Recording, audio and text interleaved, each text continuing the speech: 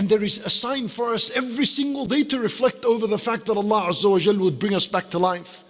And that is through the entire scene of pregnancy.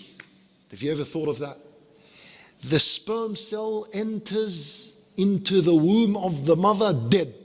The sperm cell goes in dead.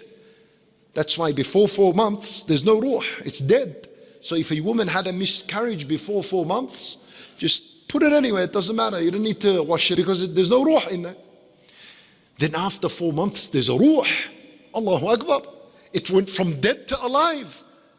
Give it a few more months, Allahu Akbar, it comes out alive, baby screaming. And just like that, a person would go dead into the earth and he ends to be a tailbone, which is the last bone in the spinal. Allah Azza wa Jal will pull him into the womb of the earth.